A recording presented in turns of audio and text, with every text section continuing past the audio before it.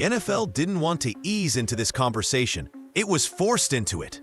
The votes came in, the numbers were counted, and suddenly, the league had no choice but to acknowledge what Browns fans, and plenty of critics watching closely, had already been debating for weeks. Shedeur Sanders wasn't just surviving in the NFL. He was making noise, real noise. Week 14 ended with an announcement that cut straight through the chaos surrounding Cleveland. Shedeur Sanders was named Pepsi Zero Sugar NFL Rookie of the Week, a league-wide recognition that doesn't care about narratives, excuses, or controversy. It only cares about production, and this time, the production was impossible to ignore. This wasn't a feel-good award, it wasn't sympathy, and it definitely wasn't handed out lightly. Sanders was up against some of the best young talent in the league, including his own teammate. Yet when the votes were finalized, he stood alone at the top. A rookie quarterback dropped into one of the most unstable situations in football, had just delivered a performance so undeniable that the NFL itself had to put his name on it. And the timing couldn't have been more telling. This came after weeks of criticism, after questions about whether he was ready, after online buzz suggesting he was mishandled early, after constant debate over whether Cleveland even knew what it had. Instead of responding with words, Sanders responded the only way that actually matters in this league, on the field. A game where the final score didn't favor the Browns, but the story absolutely belonged to him. That's what makes this moment bigger than a weekly award. It wasn't just a breakout, it was validation. Proof that no matter how loud the noise gets around him, when the lights come on, Shedeur Sanders belongs. And once the league admits that publicly, everything changes. Because from this point forward, the conversation isn't about potential anymore. It's about what happens next. Before Shedeur Sanders ever forced the NFL to recognize him, the situation around him was already spiraling. Cleveland wasn't just struggling on the field. It was wrestling with uncertainty behind the scenes. And for a rookie quarterback, there are few worse environments to grow in than one filled with mixed signals, pressure, and unanswered questions. This season didn't start with clarity. It started with debate. Reports and speculation swirled early about how the Browns were handling their quarterback room. Fans questioned timelines. Analysts argued over readiness. Online, accusations surfaced, suggesting Shedeur was being rushed by some, held back by others, or caught in the middle of internal indecision.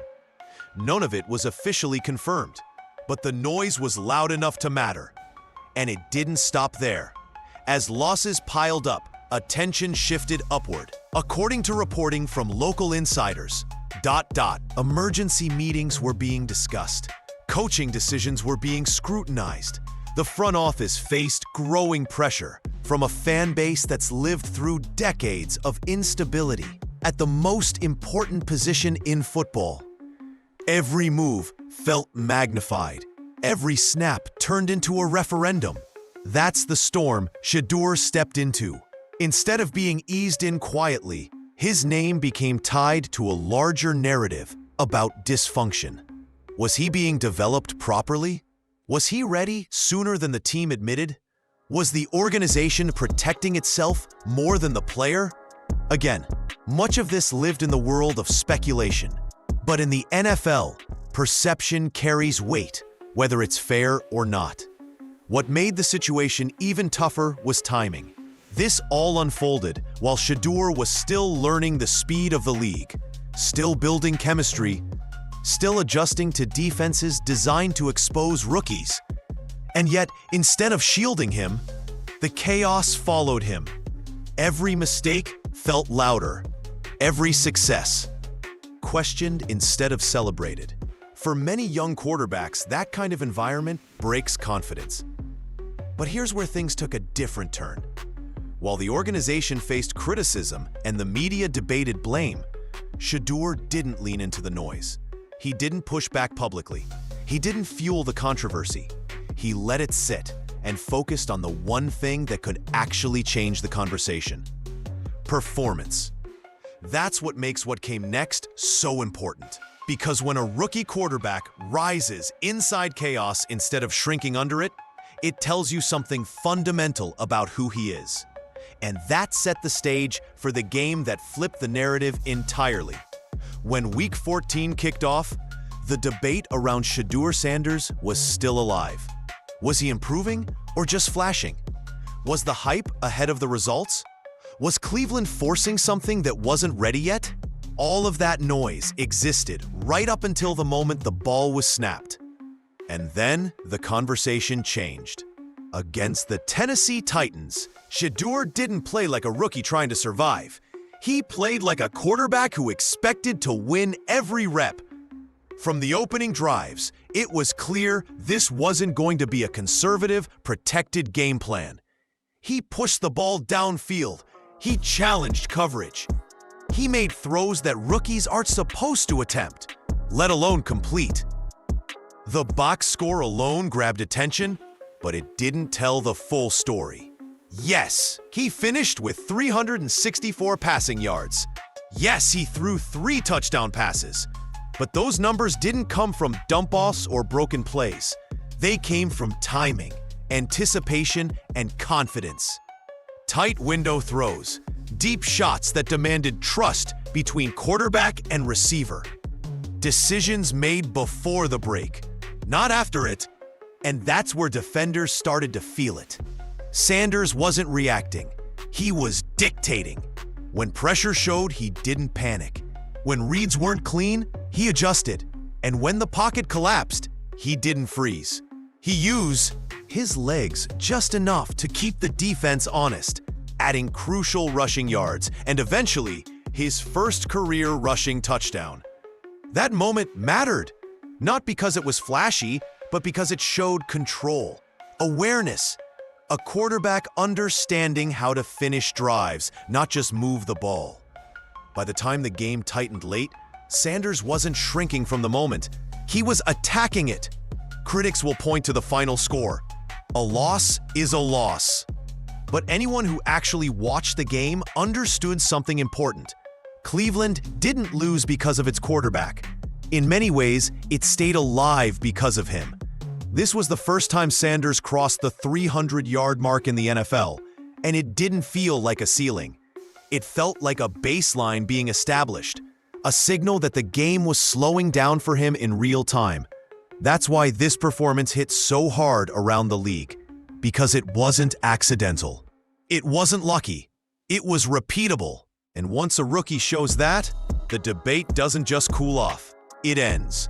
Once the dust settled from that Week 14 performance, the box score stopped being just impressive and started becoming uncomfortable, especially for anyone trying to downplay what Shedeur Sanders had just done. Because when you zoomed out, the numbers weren't just good for a rookie. They were unprecedented for Cleveland. Shedeur became the first player in Browns franchise history to throw for at least 300 yards, toss 3 or more touchdown passes, and add a rushing touchdown in the same game. Let that sink in. Not first rookie, first ever. In a franchise that's been around since 1946, through decades of quarterbacks, eras of football, and countless offensive systems, nobody had ever checked all those boxes in one afternoon. That's not a fluke. That's a line in the record book, and it immediately changed the tone of the conversation. Because once a rookie starts doing things no one else in franchise history has done, the argument shifts from, is he ready, to, how did we miss this? His 364 passing yards tied for the 3rd most by a rookie quarterback in Browns history. His 3 passing touchdowns tied for the 2nd most ever by a Browns rookie. And he did it while still learning the league, still building chemistry, and still operating inside an offense that hasn't exactly been a model of stability. This wasn't stat padding in garbage time. This wasn't a defense falling apart. This was a quarterback creating offense when the Browns desperately needed it.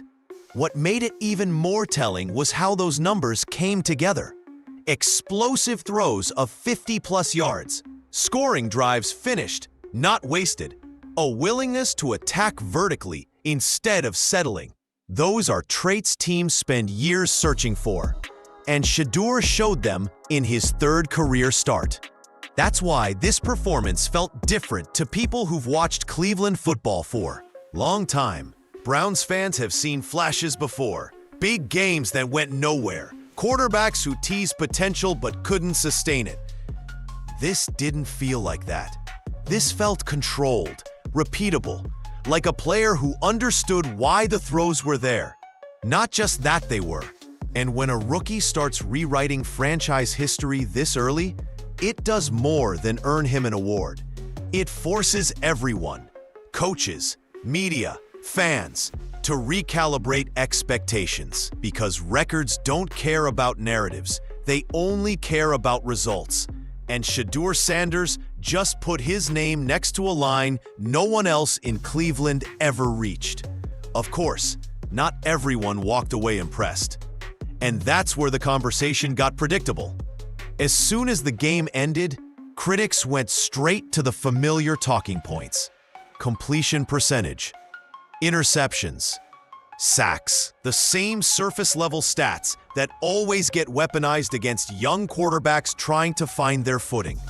On paper, Shedeur Sanders has thrown a few interceptions this season. He's been sacked more than he'd like.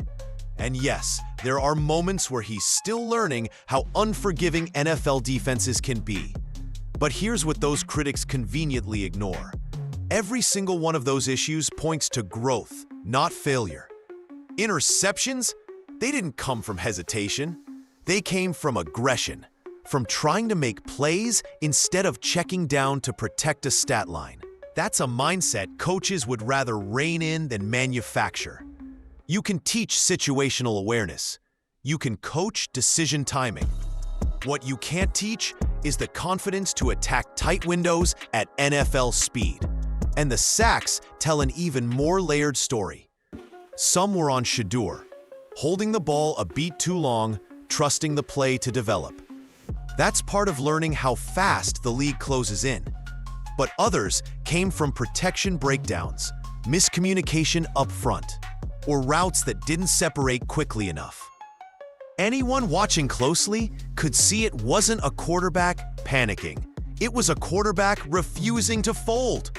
That distinction matters, because the biggest jump for young quarterbacks isn't physical, it's mental. It's learning when to escape, when to stand tall, and when to live for the next down.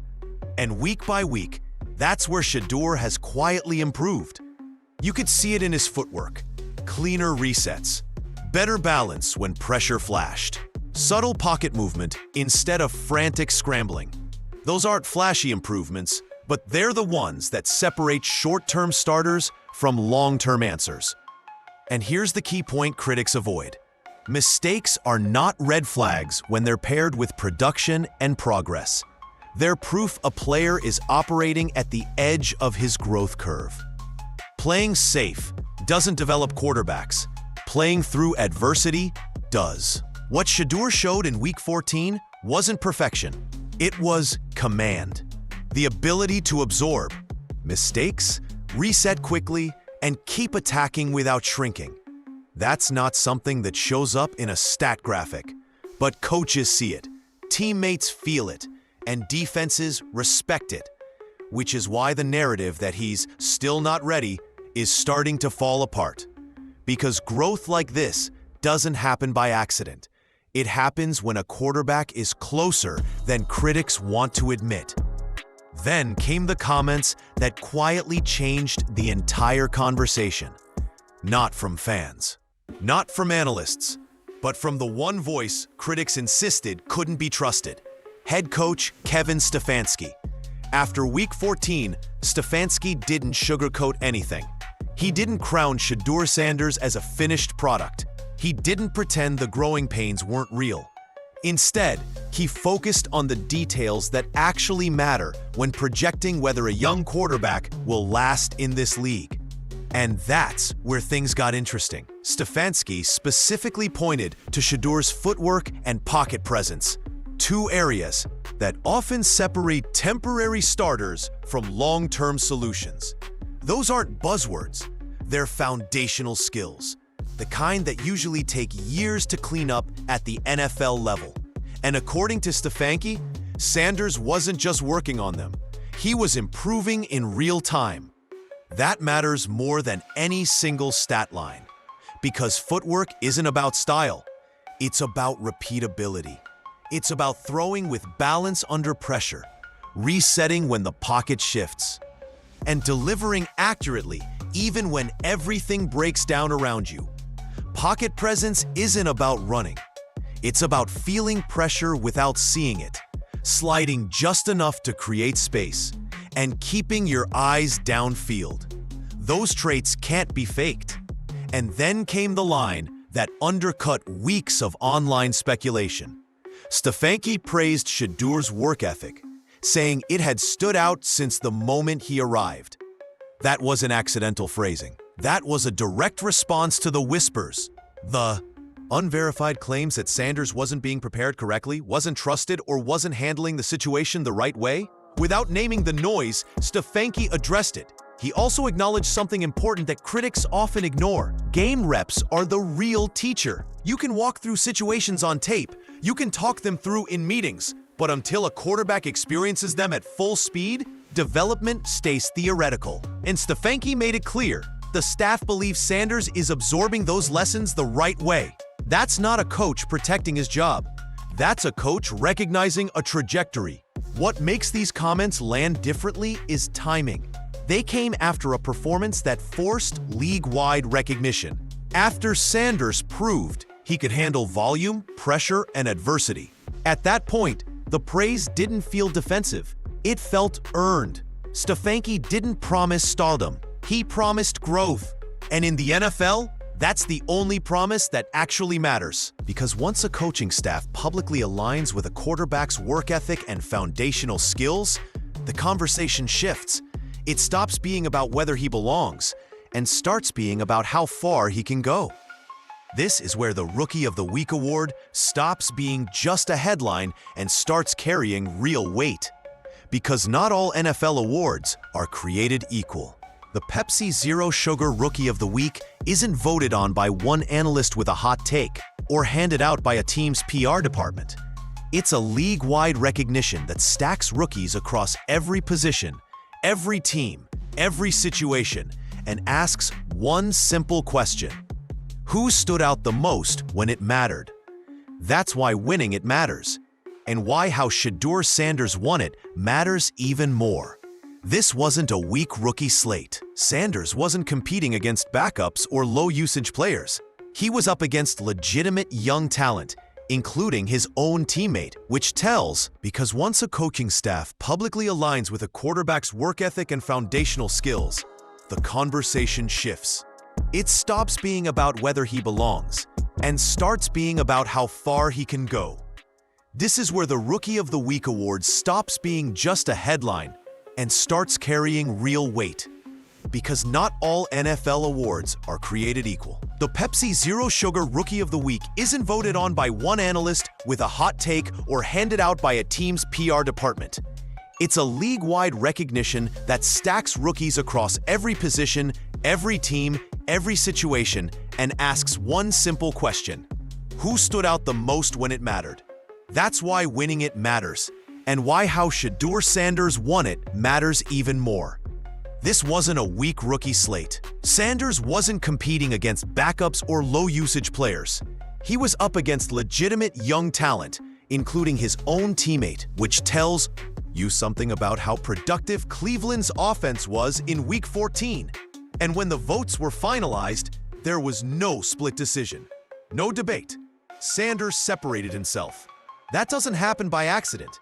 Awards like this cut through excuses. They don't care about roster instability. They don't care about coaching drama.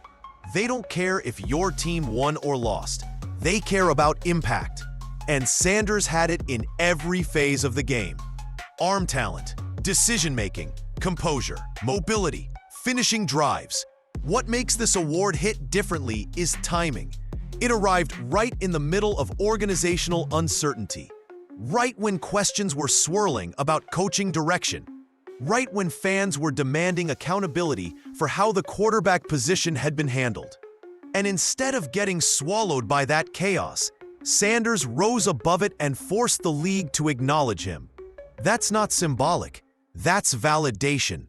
It also shuts down one of the laziest arguments that's followed him since college, that his success depends on a system or special treatment.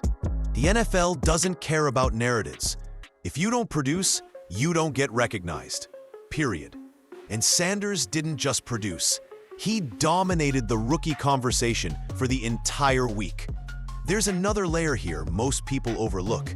This award wasn't about potential. It wasn't about flashes. It wasn't about projecting what he might become. It was about what he already is capable of doing right now against NFL competition.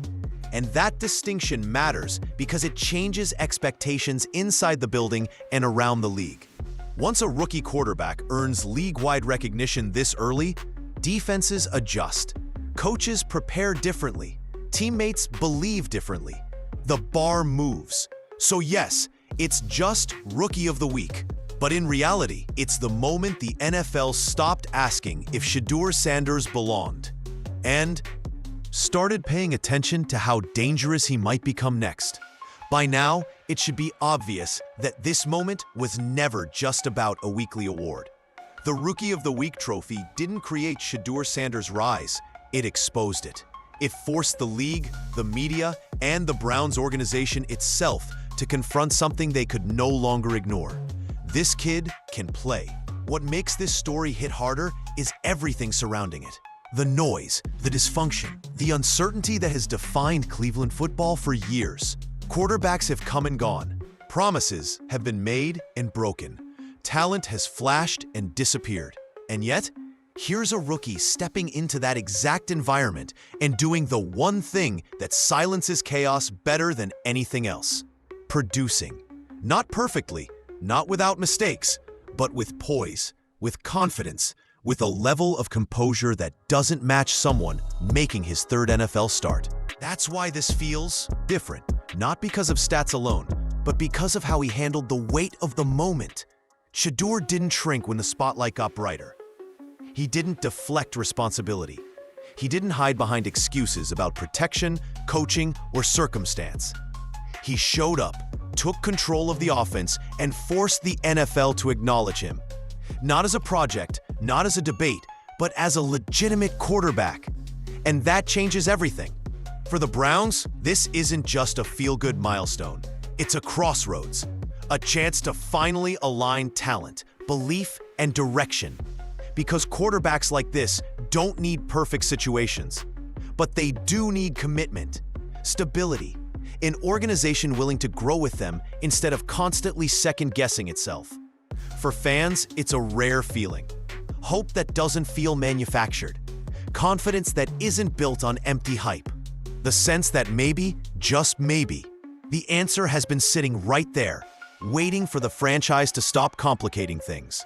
And for Shedeur Sanders, this is only the beginning. Awards fade, headlines move on.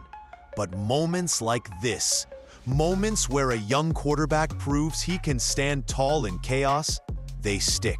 They become reference points, the kind people look back on and say, that's when we should have known. The NFL has officially taken notice. The debate about whether he belongs is over.